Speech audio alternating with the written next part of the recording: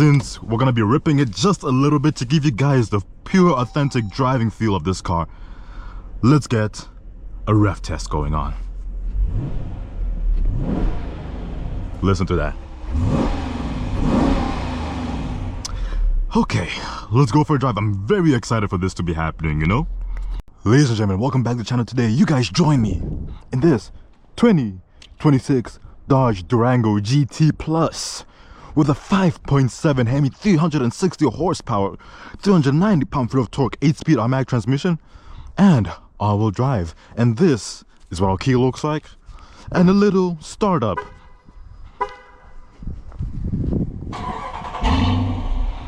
Very quiet. As you guys can see, we are currently in the middle of nowhere on an empty back road. Usually this road would have supercars in the summer, but since it is early spring and there's still snow on the ground, we're gonna be ripping a 5.7 liter HEMI instead. And let us quickly go for a drive, because nobody usually takes a Dodge Durango in weather conditions such as this, you know?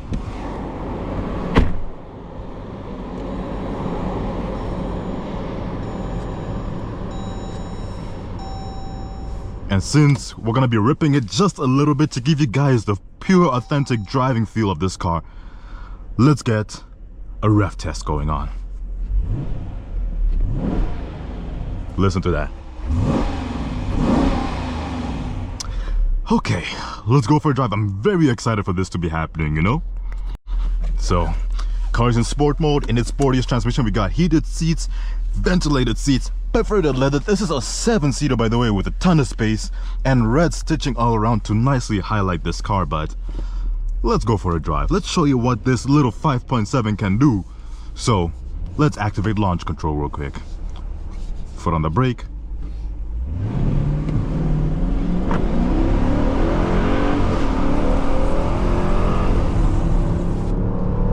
Oh, this will never get old. Yes, it may be just a 5.7. Yes, it may not be a Scat Pack. Yes, it may not be a Hellcat or anything like that. But my God, a HEMI still will put a smile on your face no matter the situation. That's why we love them. That's why we'll always miss them.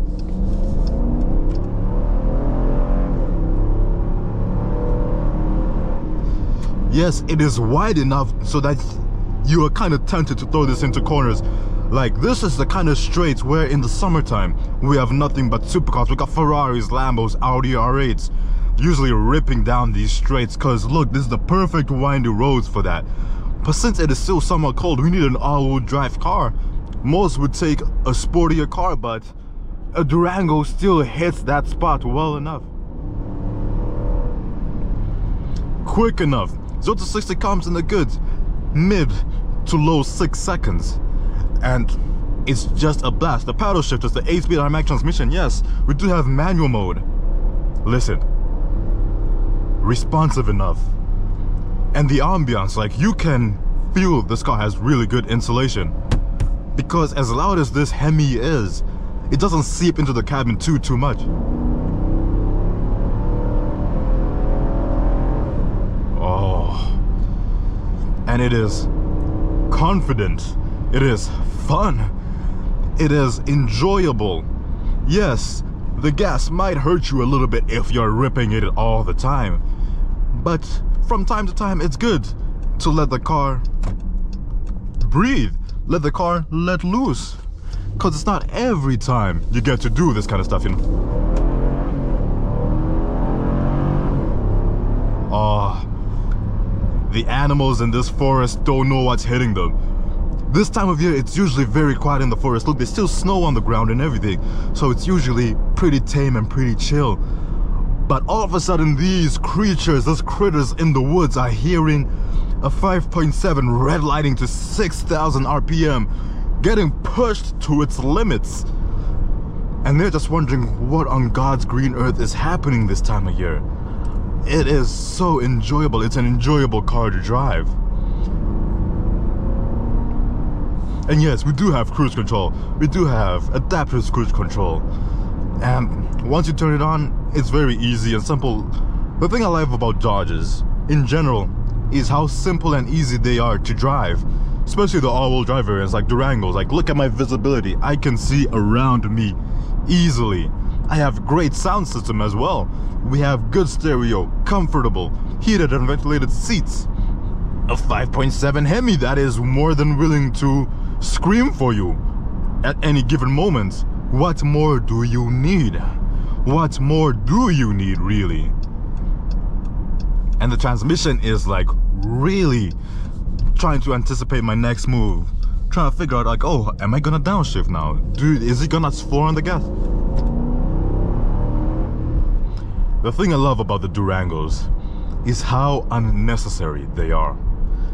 You don't need a family SUV with a 5.7 liter V8. That's preposterous. You don't need a family SUV with two giant hood scoops in the front and a huge vent right in the middle just for air intake. You usually don't need a family SUV that does all that. Family SUVs tend to be a little bit more subtle, tend to be a little bit more relaxed, more refined for the family. Dodge, however, was like, no. You see that Durango? Yes, yes. Put a V8 in it, yes, yes. Make it enjoyable. Make it a muscle car, but all-wheel drive. Make it a muscle car your wife can't help but laugh with from time to time. Yes, yes, very good stuff indeed. That's the thing about Dodge as a brand. Yes, their electric cars may not be the greatest, but their internal combustion engines are to die for. They're the best things out there. You can. I'm gonna die on this hill, for lack of a better word, because nobody makes cars like Dodge does. Yes, you could say, oh, German cars have better interior quality. I'm like, you're right about that. But there's something that makes you giddy when you drive cars like this. Yeah, I know, this is not a Scat Pack or a Hellcat. It doesn't floor you into your seat every time you floor it. But it's enough to put a little giggle in your heart. A little, that was nice, that was fun, kind of vibe. Yes, it may not be as terrifying as the Hellcats or the Scat Packs.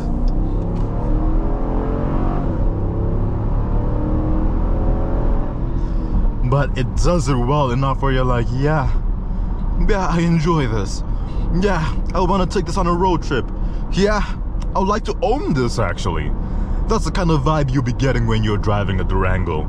And yes, this is the entry level. There is no more V6s out there. There's no more V6 Durangos. All of them start with minimum 390 horsepower. And some of y'all might say 390 horsepower, pfft, that's nothing. You're right. In the grand scheme of things, compared to the Hellcats, the Scat Packs, yes, this may be nothing, but this gets you a V8 that is highly tunable, by the way. You can throw a supercharger, a Whipple supercharger on this 5.7 and the car will accept it easily. It's one of the most tunable Hemi engines out there, and only for 75 grand, brand spanking new. That's gotta tell you something. And yes,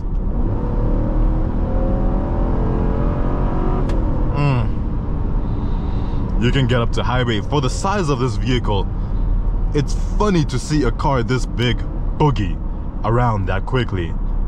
Yes, I may not have a Hellcat supercharger whine. I may not have the bigger, more throatier Scat Pack engine. But this Hemi puts a smile on my face and I do not care right now. I do not care what anyone else has to say. I don't care what anyone else has to offer. I will gladly take this little, not this little bugger, but I'll gladly take it to a car meet and just show people my Durango, because I'm proud of it and I'm gonna keep it for the rest of my life. Ah, that's the thing I love about these paddle shifters. So responsive. Oh yes. Oh my lord. This does a little bit too good of a job of being an entry level. It makes you wonder, maybe if I work hard enough, I'll get a Scat Pack. Maybe. I wanna feel what the Hellcat Durango feels like, because they still make the Hellcat Durangos. They still make the Scat Packs. So, it always does such a great job of being an entry level, of just teasing you into wondering, what if I do get the Scat Pack? How much more fun will I have? What if I save up for an engine swap? How much more how much more foolishness can I get myself into? It gets the gears moving in your head, where you're like, wow, wow, I love this. And yes, I will never hate on the Dodge Durango like the GTs. I will never hate on the 5.7 because it is such a capable motor and a very reliable one too. And since we're gonna be heading closer to the highway, I'm gonna do a proper launch to highway speeds and show you the difference and just how quick this thing is. Yes, I enjoy this little bugger. I love this bugger. For an entry-level V8, this is definitely perfect. Yo, it doesn't scare the wife too much. It doesn't murder you too much on insurance. The gas mileage is good if you're in cruise control, such as I'm doing right now because I'm a good civilized individual. It is not terrible. Yes, there is you can do more. You could get a Hellcat and do even better things, but having this in your driveway will always put a smile on your face. And when you stop modifying it, putting racing stripes for example, putting maybe a wide body kit for example, you'll be like, maybe this is the family car I'll keep forever kind of thing. Yes, you usually never see these kind of cars on routes like this. Usually you see the Escalade, the bigger body, much larger vehicles. But there's something that always brings a smile to my face about these Durangos, these 5.7s, these HEMI engines particularly, that brings in a giddiness. It's always with the American car that brings out a giddiness in your heart. It's like they're like, take the biggest motor. It doesn't have to make the most amount of power for its size. It doesn't have to be able to take a corner most of the time. We just want it to be fun. That's the goal for these cars. We just want them to be fun. And Americans seem to have it under wraps. They really, really do. And yes, this thing is comfortable. Very, very much so. I could sit in this car with my family and their luggage for a good 3, 4, 5 hours and not worry about a damn thing. I could watch my son buy his first Challenger RT and feel a sense of pride, like, hey, my son is a pretty cool kid. The dad has a Durango, the mom and dad have a Durango, the son has a Challenger, and the daughter wants a Charger. That's a really cool family in my eyes. But yeah, that's the vibe the Durango gives you. And since traffic is moving somewhat slow, I just saw a Tesla overtake me. So clearly I don't want to be outdone by an electric vehicle just yet. So the second I get the opportunity, I will try and overtake and show you the acceleration of this 5.7 mom van. Well, not mom car, but you know what I mean. Big body vehicle. For example, I think this is the biggest vehicle Dodge has to offer, seats-wise at least. Yes, I can tow things with this one too. Might not have the biggest engine out there, but good enough. And I like it. I thoroughly enjoy this vehicle. Not the quickest thing out there, but it's good for a road trip such as this. Look at this. I am surrounded by grape vineyards right now. We are in some high-class territory. So this is pretty neat. And I can't hate it. Simple. Gets the job done. And comfortable.